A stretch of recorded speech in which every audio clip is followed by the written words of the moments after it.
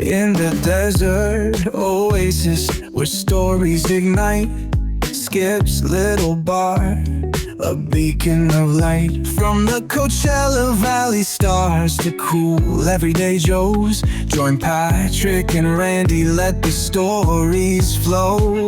At Big Conversations Little Bar, the magic spreads near and far.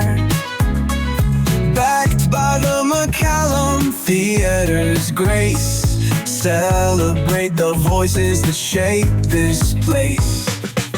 From the coveted corner booth in a little bar at the center of the Coachella Valley universe, welcome to another Big Conversation with Patrick Evans and Randy Florence, presented by the McCallum Theater. Visit McCallumTheater.org or reach the box office at 760-340-2787. Gentlemen. Howard, thank you very much. Yes, we are back at the corner booth at Skip Page's Little Bar in Palm Desert with another edition of Big Conversations Little Bar, and I'm joined by the Right Reverend Randy Florence, performing marriages at nonstop paces across the Coachella Valley. To a lot of people that didn't even ask for it. Sorry, it's not legally binding, but yeah. That's right. But you can consummate anytime you like. That's right. I can do just about anything that needs to be done. There you go. How are you, Randy? I'm doing good, and I want to thank you. I've been out of town a little while. Yeah. I come back into town, and the weather is really nice. It's really a little too warm. Oh, come on. I will, for the sake of people listening, Randy has taken up a brief residence. He's the mayor of Oceanside, and so he's over by the beach, and he sends me these pictures of the cold, gray beach. It looked like Normandy. I thought, are you going to storm the beach? It's like, where are the bunkers? What's going on? It just looks cold and terrible. Now, yesterday was windy, but it's beautiful today, and so you picked a good time to come back. Oh, good. Well, I'm going to be back for good. May 1st. Did we vote on that? Is that nobody? That clear? I didn't even ask anybody. I didn't want to hear any conflicting answers. That's probably wise on your behalf. Hey, and by the way, I've missed Howard. Well, Howard misses you. Does he? Yes, terribly. Howard, our announcer, of course. Hey, I'm excited about our guest today. This gentleman has been on with me on Eye on the Desert many a time. He's multi-talented. He's got a great cookbook out. He does these great cooking videos in the cookbook, but he's an incredible musician. You can see him weekly at Vicky's of Santa Fe every Tuesday, and then Wednesdays at Larkspur at the Hotel Paseo. Slim Man is here. Man. Mr. Man, also Slim. First name Slim, last name Man. Thank you for joining us. My pleasure, you guys. Great to be here. It's good to have you here.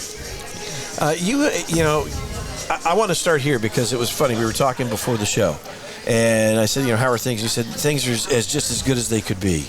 Yeah. You said 10 years ago, if you'd asked me that question, that was not the case. And you were living in Nashville. Yeah. And you were not loving it.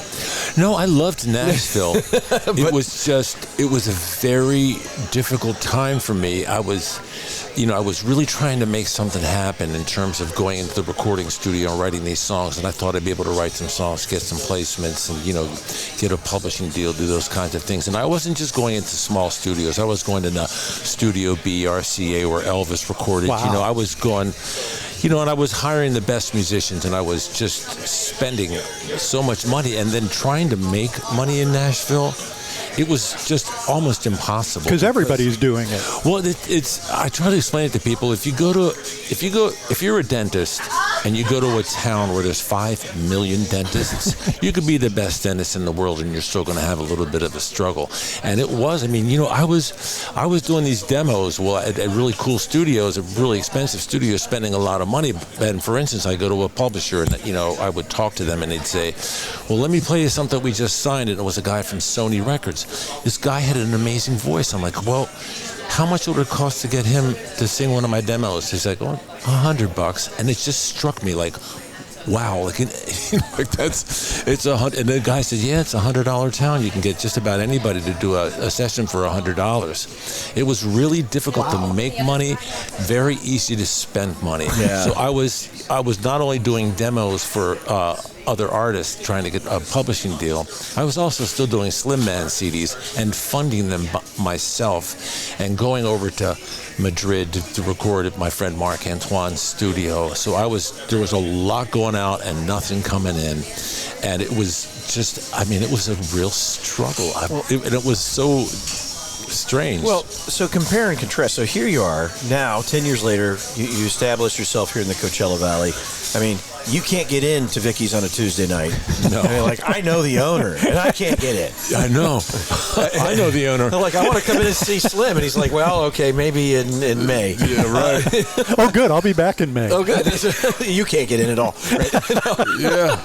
No, I mean, like, like you've really built that. Tuesday is a huge night at Vicky's, and I know they love having you there. And then Wednesday's at Larkspur, and you're often with Chase, who's a terrific, he's an incredible talent. He's out touring the country. With Al Stewart, the year I got fat, the year of the cat. Yeah, he's out there. He just came off a cruise. He's back tomorrow, I think, and we'll be playing Larkspur. But he was doing a cruise with. You guys have, obviously a great artistic partnership, but you seem to be very close. He's one of my best friends. Out here and anywhere. We just developed this friendship over the last 8-9 years. We've been playing music together, and just can't say enough about just how talented he is, and he comes from such a strong family, and he's got this work ethic, and the most important thing in the music business is he's got great hair. So he has incredible hair.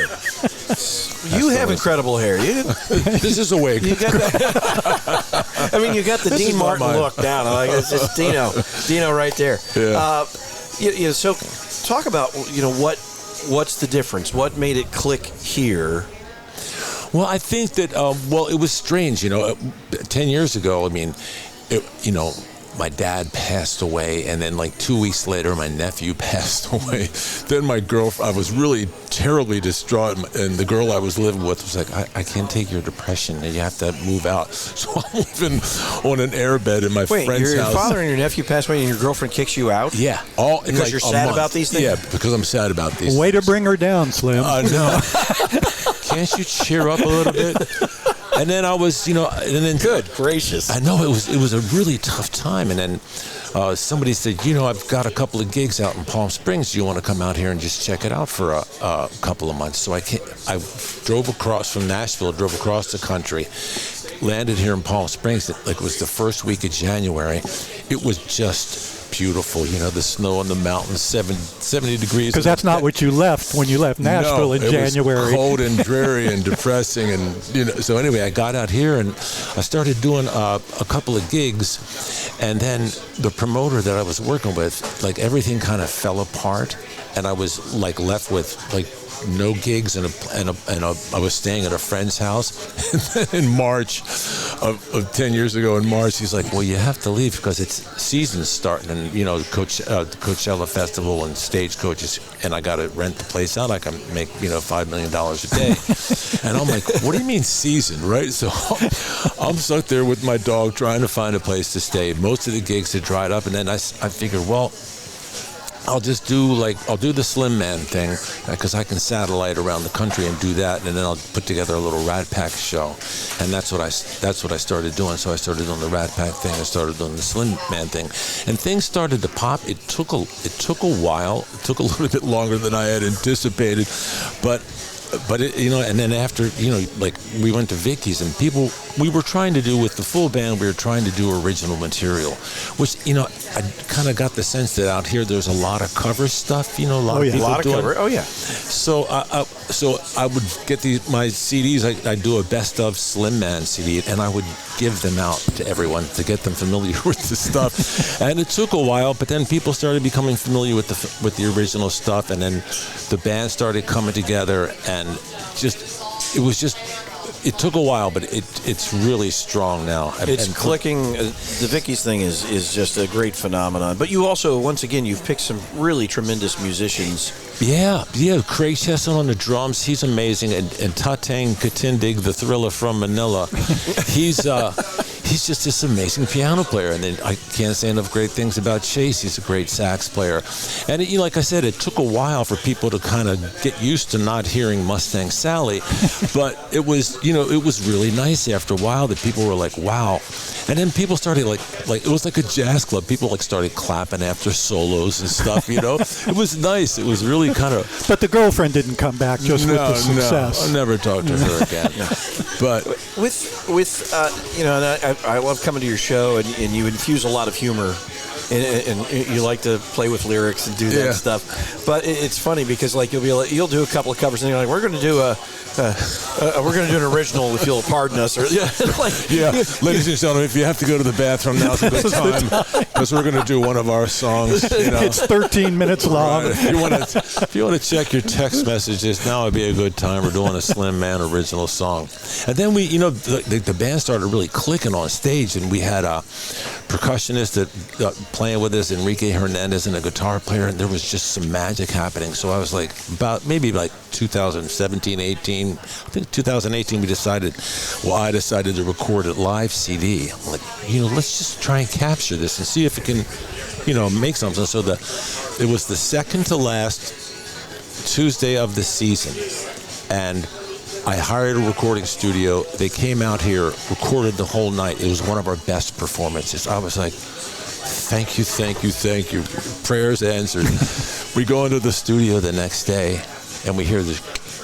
Oh, no. Throughout everything. His hard drive had malfunctioned, and there was a click throughout every song, every track. So we had one Wednesday left before the season closed and Vicky's closed. So I'm like, all right, fellas, we got to do it one more time. Then we went back and recorded it again, and it turned out really well, and it got Album of the Year at the Coachella Music Awards that year, which was really it was kind of scary, though.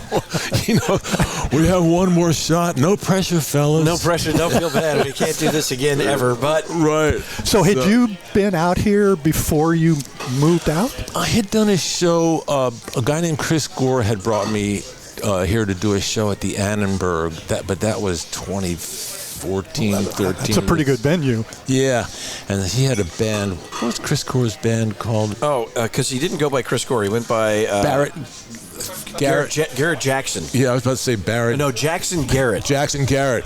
Like the Barrett Jackson's the artist. He was doing an auto auction. Chris Gore was Garrett Jackson. They had the Garrett Jackson band. I've sung Summer Wind with that band. They were a good group. They were good. Yeah. They had Steve Medeo on trumpet, and they had a really good band. So I think that was one of the first times I came out here. It was with Chris Gore. So I'm always fascinated about how we ended up sitting here across the table from each other. Let's go back. You're born in Baltimore. Yeah, I was born in Baltimore. But you weren't conceived in Baltimore. No. My mom and dad. Feels very personal. I know. It's a great story, though. Kind of uncomfortable. Go ahead. My mom and dad were in Italy. He was helping with the reconstruction of Europe after World War II, and they were in Italy, and so they went to the Isle of Capri before they went to Baltimore. And my mom always said, "You were conceived on the Isle of Capri." Then they got back to Baltimore. That's where I was born, in Baltimore. You said Cyprus. It was Capri. I did say Cyprus. It was Let's Capri. Start over. It's Capri. Yeah, no, we'll start. No, that's okay. They're really close. I mean, you can almost. They start with a C. You can, if you stand on one mountain, you can see the other island. No, it was Capri. So what did your dad do? My dad, he had a varied career. He was a professor, professor of philosophy and literature at the State University of New York. But he had done other things, like he wrote speeches for Vice President Hubert Humphrey. Really? He worked on the Civil Rights Commission, the Equal Opportunity Employment Commission. And so he had done a varied. He helped start the Peace Corps way back when. He had one of the first Peace Corps camps down in Puerto Rico, where they would train people to go to Central America, and they wanted to get acclimated to the language and the culture and the weather and everything. So they trained them in this jungle on top of these mountains in Puerto Rico to train all these trainees to go to Central America. And so he did that for a while. Wow. But he ended up being a professor of philosophy and literature at the State University in New York up there in Long Island. Parents, were they involved in music in any way? No, none of my brother, my sister, my mom, my dad, nobody in my family involved in any way. How did you? When was the first time you picked up an instrument or sang a song and said, "This is really cool. I want to do this"? Oh, my dad took me to see a movie with Louis Armstrong. It was called The Five Pennies. It had Louis Armstrong and Danny Kaye, and I told my dad, I'm like, that's what I want to do. And I'm like 5 years old. And he's like, what do you mean? I was like, I want to play trumpet. So for Christmas, which is a little while later, he got me like this plastic toy trumpet, and I took it and I gave it back to him. I said, I don't want a toy. I want a real one. And I guess, I never thought of us as being like poor or anything, but he actually rented a trumpet. He didn't actually buy me one. It was like $5 a month or whatever it was. So he rented a trumpet, and I started taking lessons and started singing. So trumpet was my first instrument, and I loved Louis Armstrong and Miles Davis and Chet Baker, all the trumpet players. And then when Herb Alpert came along, I was like, that's pretty nice too. Yeah. So I started off on trumpet, but that's how I got in. To this day, Louis Armstrong is still one of my top 3 favorite artists of all time. Love Louis. Yeah. Now, do you still play trumpet on occasion? My mom got me one 20 years ago because I had dropped it when I started playing. Because I wanted to accompany myself, so I was playing bass and playing piano and playing guitar, and it was just tough to play trumpet. You know what I mean? It's hard to accompany yourself on trumpet. Yeah, I mean, Louis did it, but it's really hard to. But you have to have a backup. That's why he was sweating all the time. That's right. So she got me a trumpet 20 years ago, and I put it up to my lips, and I played, and it was just like the ugliest, most brutal sound. I set the trumpet down. I'm like, this takes a long time to get your lips and your embouchure. Yeah, the embouchure is really. I played trumpet in high school and college, and I still have it. And I broke it out once, and it scared the dog so badly that. Me too. I just hit it. I had to hide it. I know, me too. And I was talking to another musician, his bass player, Danny Flayhive. I love Flayhive. He's one of the best bass players in the scene. So he started. He was playing trumpet, and he did the same thing. He gave it up, started playing bass, and he said years later, like I did, he picked it up and played. It was just this brutal sound.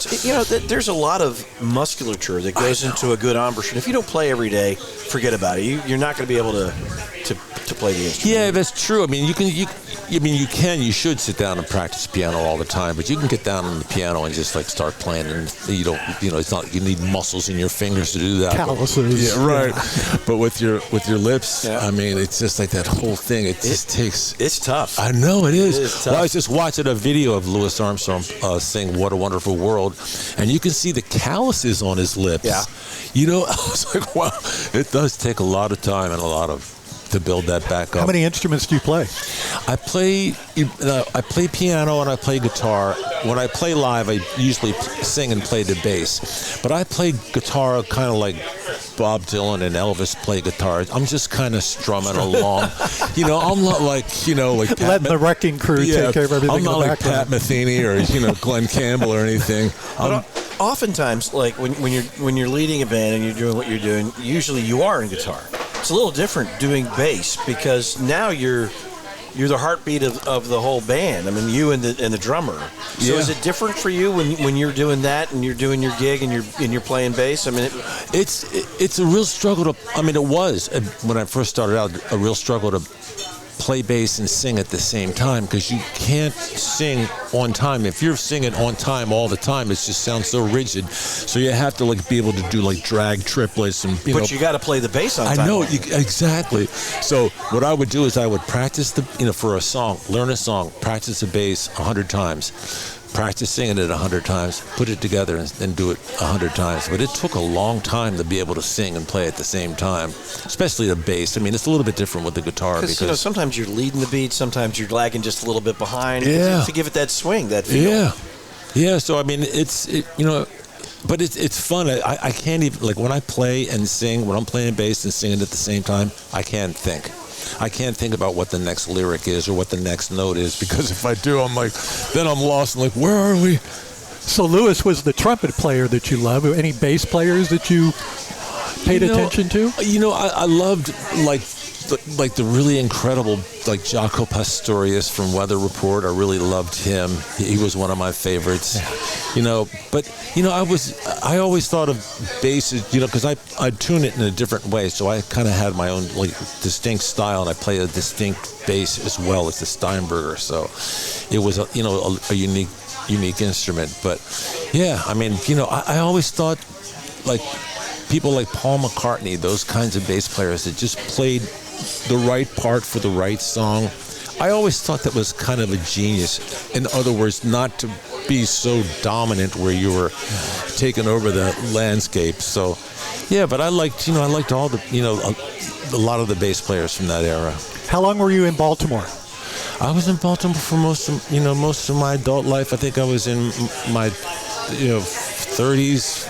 I mean, I was always traveling out. So, I was in a rock band, and so we were going all around. So I was in Baltimore, based in Baltimore, but I was going up to New York and all around the country. But I've been based in Baltimore, and pretty much until I moved out here, 10 years, 12 years ago. So pretty early, you knew this was it.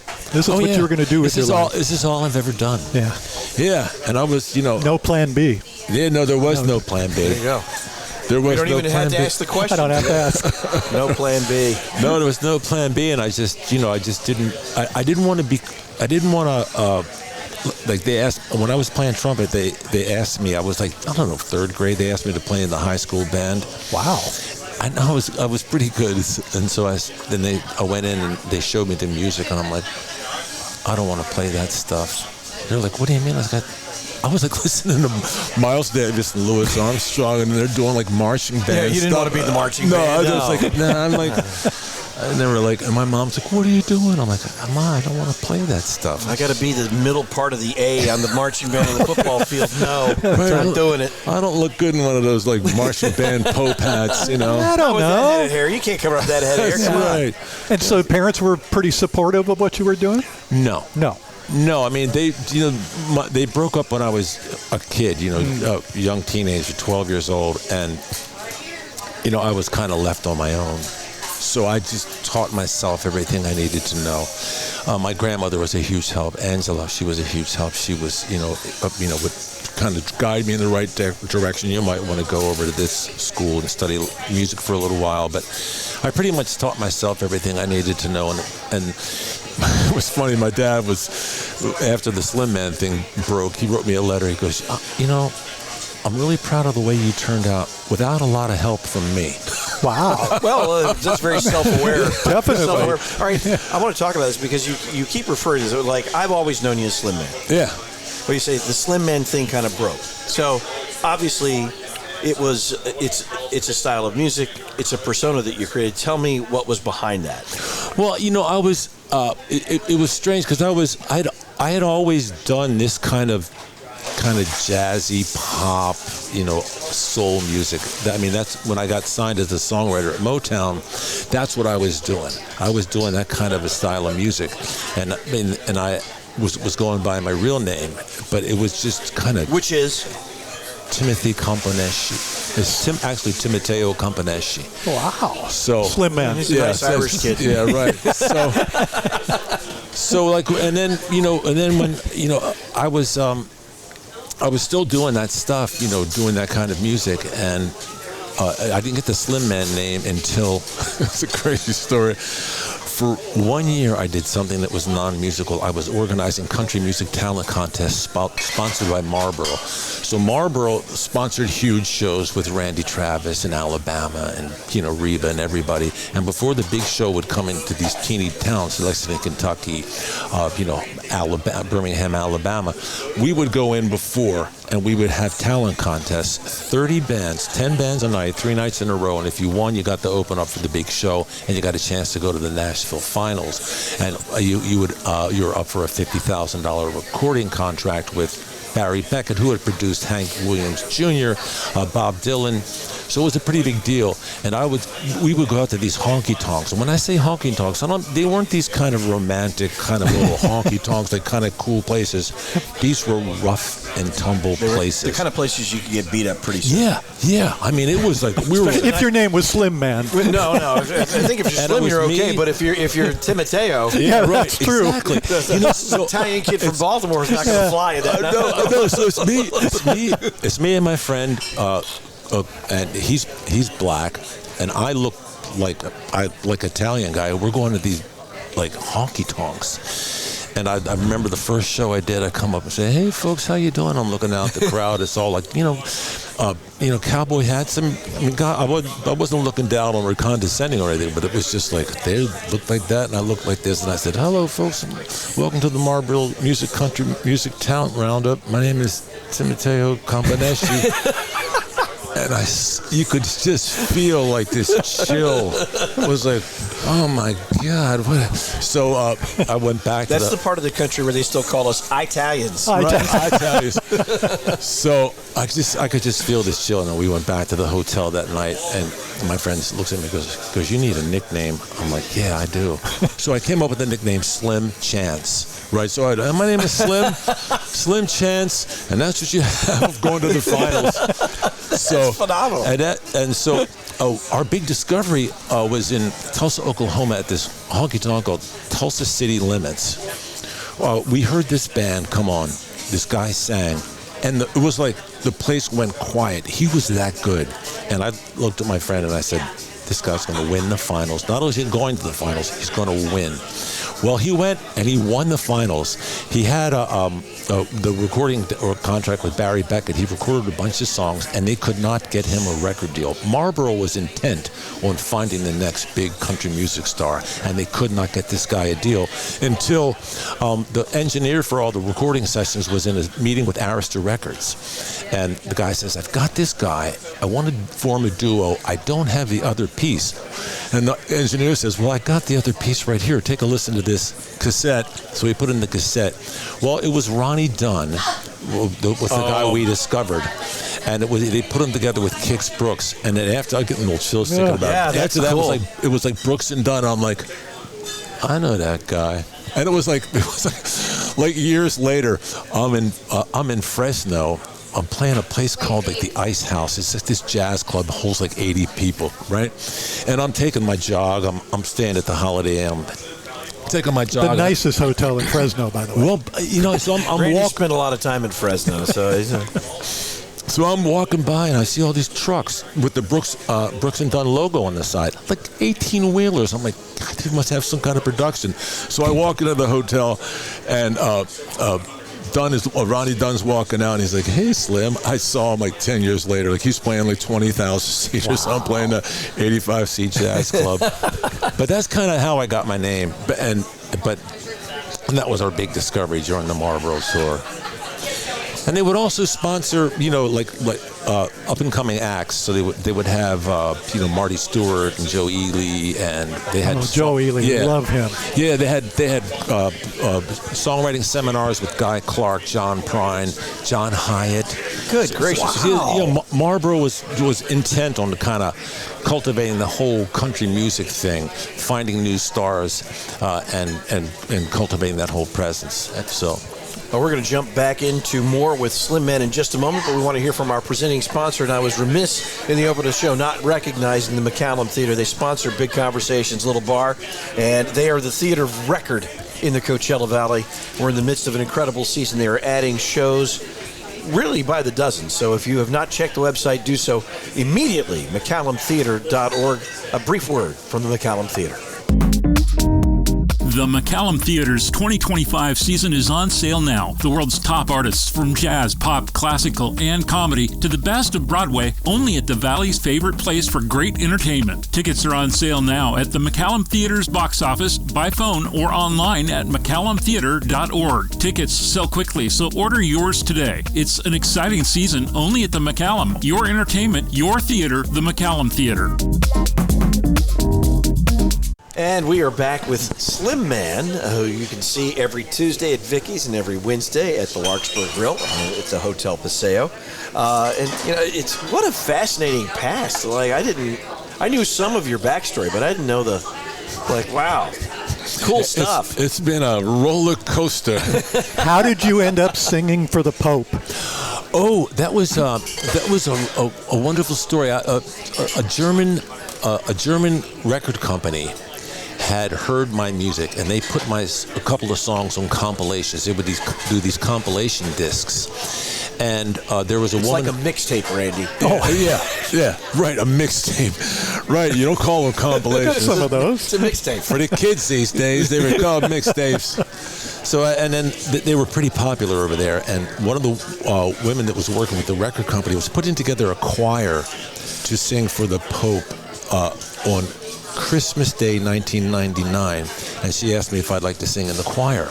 Well, I was like, yeah, sure. I'd never sung in a choir. I'm not really good at reading music, so I really am not. So, I learned most of the stuff by ear. And so I said, yeah, without kind of knowing what I was getting into. Well, one of the pieces of music was written by Beppe Cantarelli, who is an Italian composer who had written songs for Mariah Carey and a lot of other people. And he wrote this beautiful, beautiful piece of music, still one of my favorite pieces of music, called Magnificat. And we sang that for the Pope on Christmas Day. Like, a lot of people say, how did you get to sing for the Pope? It wasn't like I was strumming guitar by his bedside or anything like that. You know, it was like, which Pope? John Paul II? Which was PJP is what we called him, Pope John Paul II. Yeah, and so, you know, I was in a choir, and they had the symphony, and then they had, the Pope came in, and we sang this piece of music, and it was just Christmas Day in Rome. Wow. Singing for the Pope. And it was crazy. I know. It was so wonderful. I was just on cloud 9. It was just one of the most memorable experiences. What did you think of the Vatican? It was it was my first time in Rome. I had no idea, you know, like I was going to the Colosseum, and I was getting up in the middle of the night and putting on my jogging shoes and just running around, like seeing the Colosseum and seeing all the sights and everything. It was just amazing. And then I was at the Excelsior Hotel, and I was singing like Blue Christmas in the bar, and the guy comes over and says, "You sound pretty good." I said, "Yes, thank you." He said, "Well, what's your last name?" I said, "Campaneschi." He goes, "Have you been to Ristorante Campaneschi?" I'm like, "No." So it turns out my cousin has a restaurant over there called Ristorante Campaneschi in Rome, and I went there, and we're still friends and still in contact with each other. Yeah, but that experience singing for the Pope and the piece of music is still out there. It's Magnificat by Beppe Cantarelli. It's just... Was that the last time you did any choir music? The first and the last. First and last. Tenor or baritone? Baritone. Yeah. But I mean, how I learned the part was, I got a copy. I asked them if they could make a recording of the song. So I would learn it by ear, and they'd put the music in front of me, and I'm like, I have no idea what I'm looking at, but I know what the part is. So I would just memorize it, and then look at the notes like I was paying attention, but I had no idea. Yeah, I couldn't read. I was in a choir in high school, and every year we had to do the Hallelujah chorus.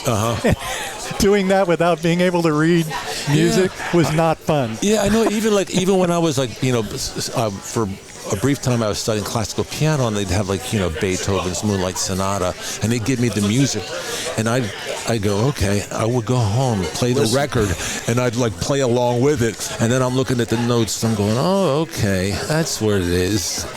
Yeah, so that's that how one looks like a high note. That's where that is. That's way up there. Bing. Well, Randy's being modest. He hasn't talked about his band, but he was in a band called Captain Slick and the Stick Shifts, and he was Captain Slick. Captain Slick and the Stick Shifts? That's a good name. It was for about a year. That's all you were together for a year? That's all we were together. Well, yeah. We're waiting for the reunion album. I mean, I think I might be the only one alive. I don't know. Some of those, all of them were older than me. Were they a California band? Just a high school band. Are you from California? I wasn't born in California, but been here since a very early age. Wait, where were you born? Reno, Nevada. Well, that's kind of California. Kind of. So, yeah, and got into music pretty early and started. They were all cover bands, though. Right. We didn't have the nerve to say to anybody, I've got an original number I'd like you to listen to. Yeah, I always wanted to write my own songs. After I kind of got to a certain point, and I'm listening to stuff, I'm like, I think that's what I need to do is to learn songwriting. So I would go to I'd get a teacher and I'd say, teach me theory, teach me harmony. What is this song doing? I'd take them everything from Born to Run to Norwegian Wood, and I go, what is making this, classical stuff? And so I taught myself kind of how to write songs. Wow. And then a friend of mine was like, well, you should go record these songs. So I went into the recording studio, had no idea what I was doing, but he taught me how to do the recording studio thing. So then but you were writing songs for Motown. Yeah, so I put together... Tell us about that gig. Oh, that's another story. So thank God. We love stories. That's what a podcast is all about, by the way. Good stories. I went into the studio, and I recorded some songs, and I thought they were really good. And I said, I've recorded a whole bunch, so I took 3, and I'm like, okay, it's time to go into New York City. So a friend of a friend got me an appointment with a big publisher in New York. So I got my white suit on, white 3-piece suit. Got the John Travolta hairdo. Got enough hairspray on you could bounce rocks off of my head. And so I got my little demo, and I go into this guy's office, and it was clear from the very first meeting that he was not interested in the music. He was interested in something else, and it was really uncomfortable. It was like he was like kind of like Pepe Le Pew, and I was like, man, I gotta get out of here. I was like, help me, please, somebody. So I like ran out of there, heartbroken. So I go out on the street, and I'm like, I'm not going back to Baltimore without some kind of something. And how old were you at this time? 21. Okay, early just 20s. Just a kid. Yeah, just a kid. So I'm early 21, whatever, around that, and I'm not going back to Baltimore. I'm not getting on that Amtrak train without doing something. So I figured, well, I'll call up some other publishers. So it was, and then it started to rain. And I don't know if you've been in Manhattan when it starts to rain, like trying to catch a cab, right? Oh, yeah, forget it. So so I call up Motown, and I'm like, hi, It's me. it's me. I've got some songs. Can I play them for you? She goes, sure. Why don't you make an appointment? I'm like, well, I'm here now. They're like, you want to come over right now? I'm like, yeah. And this woman, she's like, yeah, sure, come on over. So it turns out, I'm walking over there in the rain, right, in my white suit, and I'm getting splattered by taxis. I've got mud stains on my pants, and I'm walking in there, I'm soaking wet, my hair. And I walk in her office. It was Roxanne and Gordy, who was Berry Gordy's niece. And she ran the New York office. So I go in there, and I play my 3 songs, and she's listening. She's really grooving, and her office door was cracked open, and the head of the company, Carl Griffin, was in the other. He peeks his head out. He goes, "Who's that?" And she's like, "That's Mr. Poop in his pants over here." I have my white suit on. I just found him on the sidewalk. Yeah, right. That's this guy over here, and it's looking at me. It's like, so he invited me into his office. And I played him the songs, and a couple weeks later, I got an offer for a songwriting contract with Motown.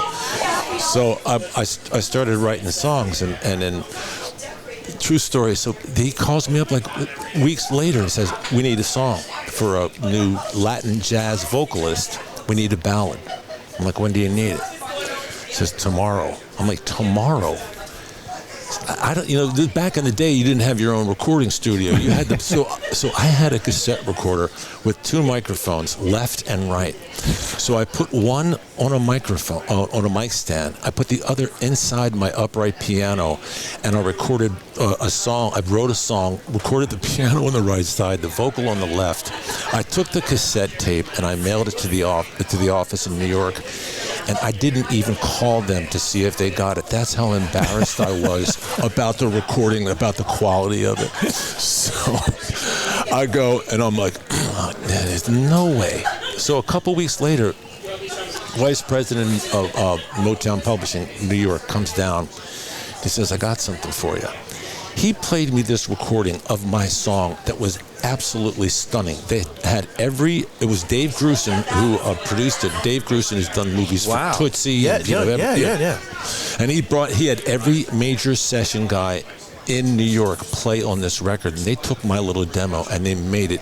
So they thought enough of the demo that we want to hear this recorded the right way. So they recorded it and they put it out on a brand new label called GRP, which is Dave Grusin's label, and Larry Rosen, and they put it out on GRP. The girl's name was Angela Bofill. Her first album was Angie, and it came out and made a huge splash on great reviews in the New York Times and the LA Times, and I'm like, damn, I just thought it was so funny. And because you wrote it in a day. Yeah, I wrote it and then I sent it off. I swear. It's like, I was just like, I didn't even. No return address on the envelope. Go with God, but go.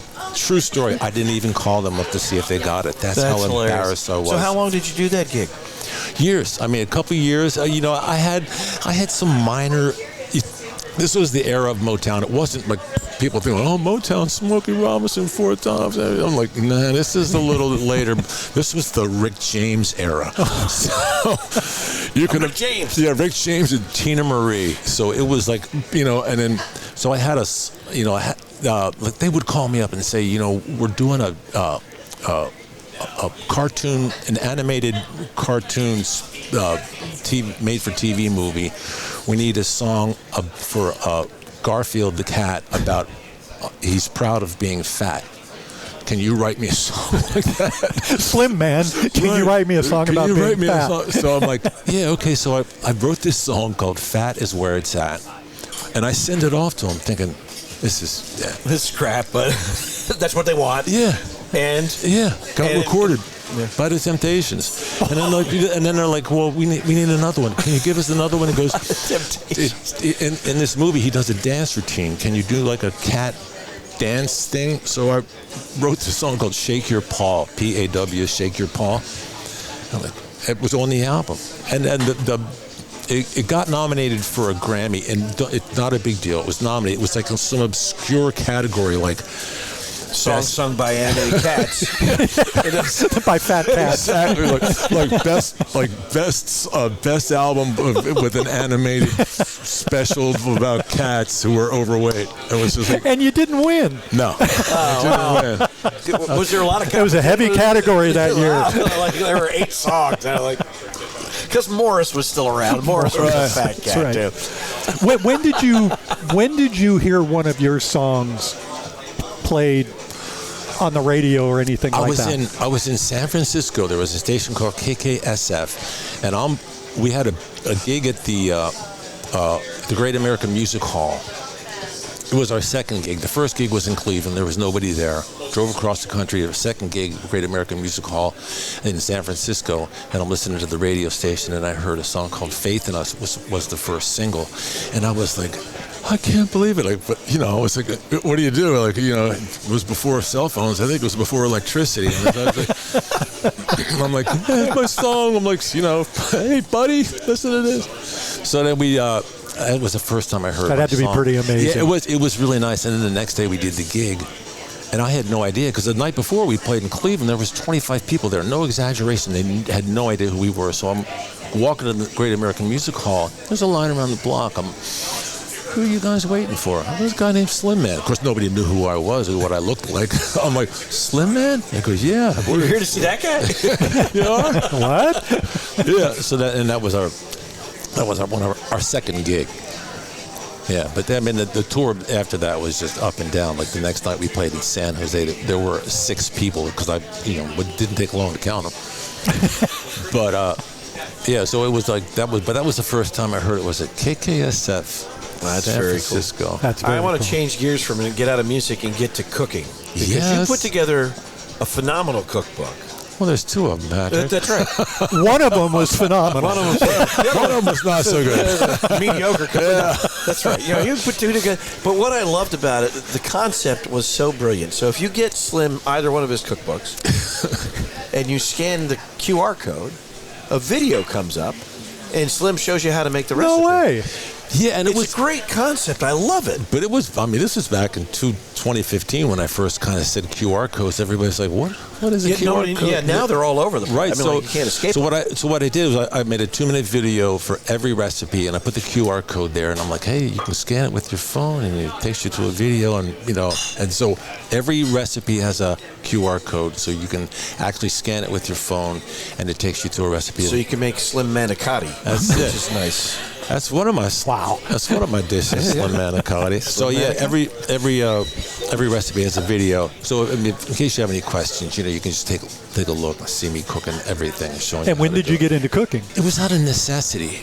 Because you wanted to eat. Yeah. Well, back, Italians have to cook. Yeah, it's a requirement. It is. But I was always in the kitchen with my grandmother, my dad, my mom, my Uncle Oscar was a huge influence. He all Italian, and so I was always in the cooking, great and chop and helping out. But I'd never really cooked anything until you're in a band house, right? You've got $5 between you, and you're like, we're starving. So let's go get some garlic and some olive oil, some vegetables and some pasta, and let's let's cook. The first thing I ever cooked for the band, I remember, we were in Rehoboth Beach, Delaware, and I was like, okay, I'm going to make fettuccine Alfredo. I had no idea what I was doing.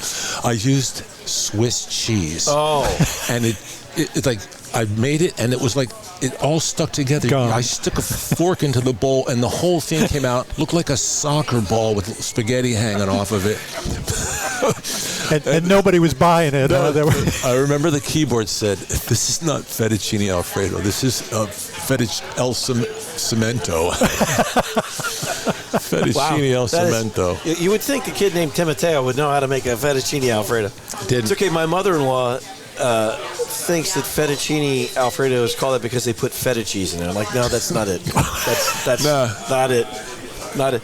But no, you make these great classic Italian recipes. You can call it the video, both cookbooks. Yeah. It was a great concept, and it was you point this out, but I think really probably 3 or 4 years ahead of its time. Well, thank you. I mean, like this QR codes now, we do TV shows now, and like you scan the code on your screen. I can't even log into anything unless they use the QR code. This was 10, 11 years ago when I came up with this concept, and even the publisher was like, "What are you doing?" I'm like, "Well, you just scan it with your whatever." And you still doing it? Yeah. I just I'm working on a volume 3 now, but I'm still doing the cooking thing. I mean, my recipes are a combination of my take on Italian stuff. You know, like in other words, my manicotti is, instead of being stuffed with ricotta cheese, I cook the manicotti, cut them in half, stand them up like a stovepipe, right, and then stuff them with shrimp and scallops. So it's a little bit different. Also Swiss cheese. Swiss cheese. Almost all of his recipes. I love Swiss All my cheese. recipes have Swiss cheese. Little Swiss cheese. Except the ones that call for it. So I do a lot. Time's sake. My take on Italian stuff, and then I do my take on Baltimore, Maryland cuisine. So crab soup, crab cakes, steamed shrimp, the Baltimore style, a lot of Old Bay, rockfish and stuff. And then I create my own recipes, things that I love explosions. I was like a boy pyromaniac, so like anything that explodes. So I have like a limoncello and lemon shrimp. It's really good, but it's explosive. Like you gotta, you light it with a match, flame shoots up. I do a cognac sauce for Cornish game hens with orange marmalade. So there's. If you had to cook one thing, what would it be? A simple tomato sauce is the best thing in the world. I mean, my favorite thing is like clam sauce, but you can't eat that every day. No. You like white or red? I like the white. I like the white. Yeah. But but you can eat a good tomato sauce every day. Yeah, you can. Absolutely, yeah. That's what I like. My meal before I'm going home after this. I'm gonna cook, shrimp marinara. So we're all going shrimp, and with Slim tonight. I cook tomato sauce just about before every show. At least 3 hours before the show, I'll cook a tomato sauce and have a salad, and that's probably my favorite thing to cook. Was your grandmother one of those that there was always a pot on the stove? No, she was not. She was she was an organizer. She helped start the International Ladies Garment Workers Union. So she worked, and she worked her way up from, when I say nothing, I mean absolute poverty, and she went to organize the union, became vice president, helped start the International Ladies Garment Workers Union. She didn't have time to cook, but on Sundays she would just throw everything into a tomato sauce, pork butt, sausage, meatballs. It was everything in the sauce. It was just this big thing, but it was that was kind of all she cooked. She wasn't really, Sound like she was pretty busy. Yeah, she was. But every Sunday she would make this big vat of tomato sauce with meat in it. And sometimes, she'd make cutlets and things like that. Nice. Now you're so making good. me hungry. I know. Now you're making me hungry. You wrote a screenplay. Yeah. What's the status of that? I just signed a contract with the producer yesterday. What's the name of it? It's called I Got You, Babe. It's the story of a struggling musician in Baltimore and his best friend and cousin who's gay, who has a drag club in Palm Springs.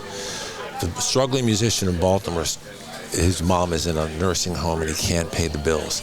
cousin's got the drag club in Palm Springs, and he's just this big, huge bear of a wonderful gay man. And so he says, why don't you come out here and be a DJ? So he goes out there and he DJs for this drag review, which is Cher, Madonna, Tina Turner. Well, Cher is the big draw. She has an accident and she can't do the show. It's 2 weeks till opening. So he asks his straight cousin, would you mind dressing up like Cher? You're the same size, wouldn't have to change any costumes. So he's like, well, you want to come out, go on stage? And he's like, I can't do it. So anyway, it all evolves where he comes out and he actually becomes a Cher impersonator. So you've signed a contract with him. So yeah, yesterday. Congratulations. Thank you. Well, breaking news. That's really a big deal. That's cool. Yeah. So and it's won like 6 awards, like a couple of semifinalists in the Nashville Film Festival. The Los Angeles Screenplay Awards and things like that. It's won a couple of quarterfinalists and semifinalists and stuff. That's pretty cool. So when can we see when might we see a movie? Yeah.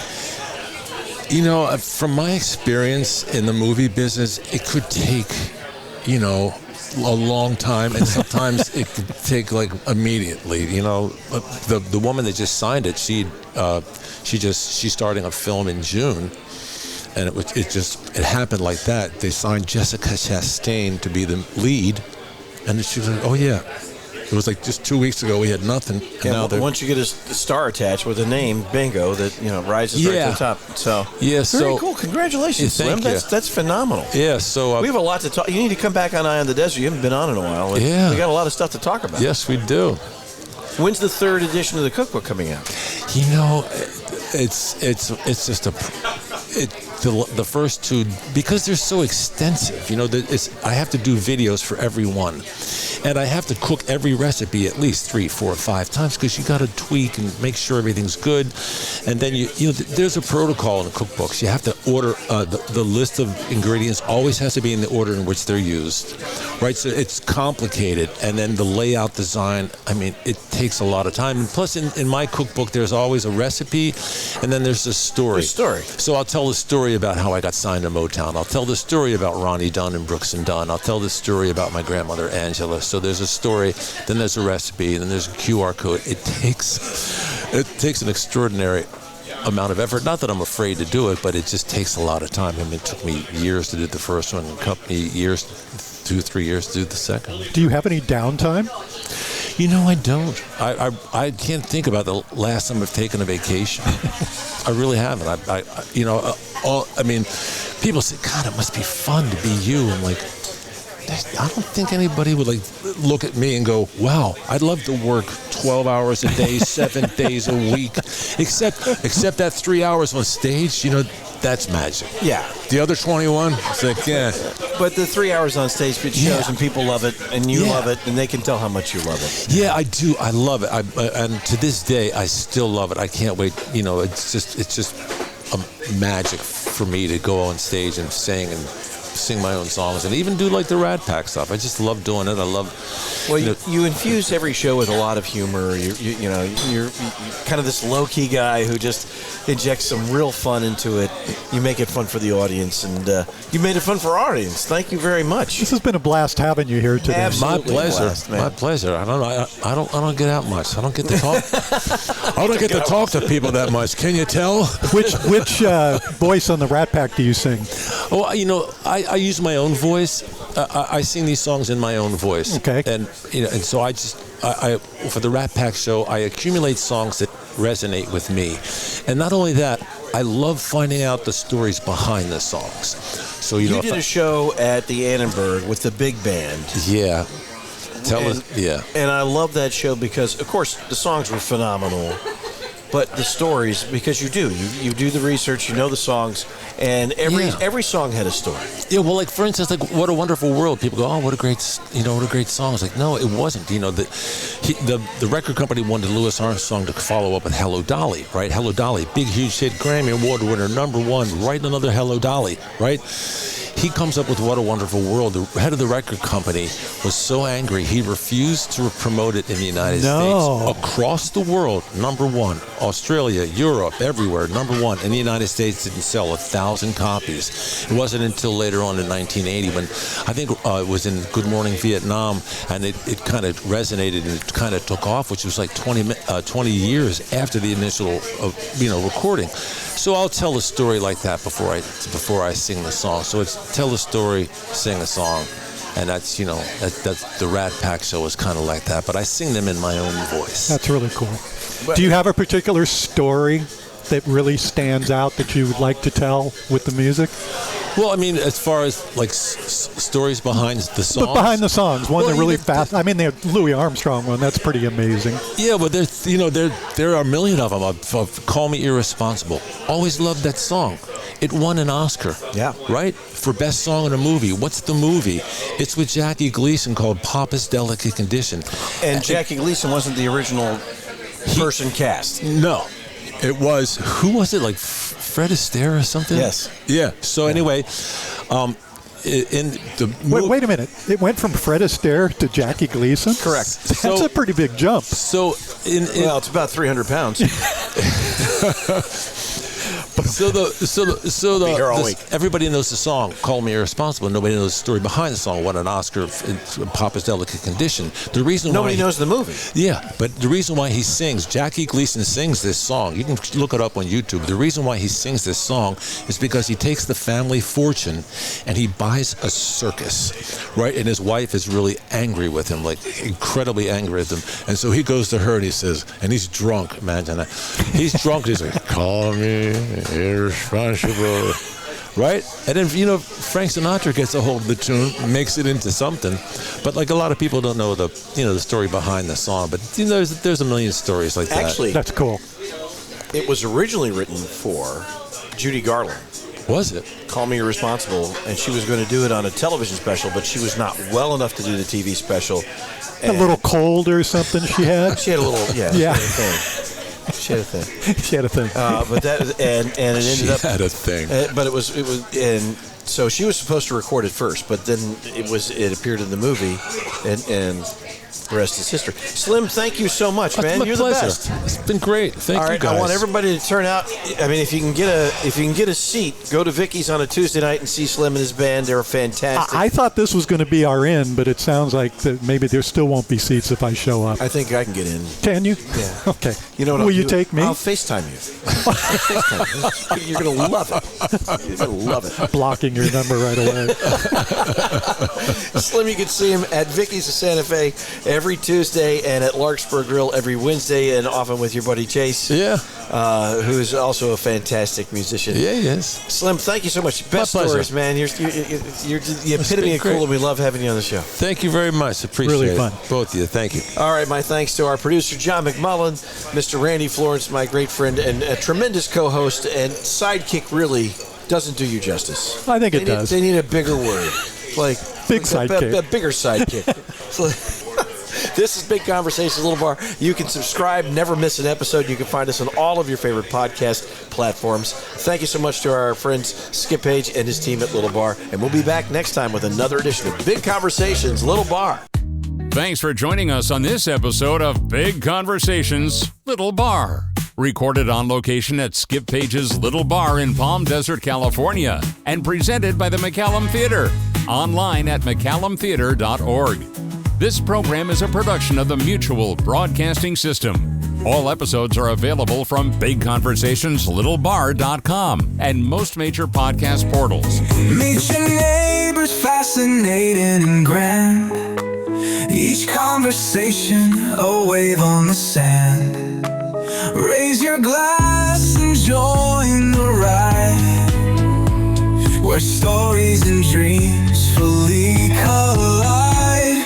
At Big Conversations, Little Bar, brought to you by McCallum, our guiding stars. From movies, stage, and TV's delight, join us for a captivating morning, noon, or night. So gather round at Skip's Little Bar, where stories travel from near and far.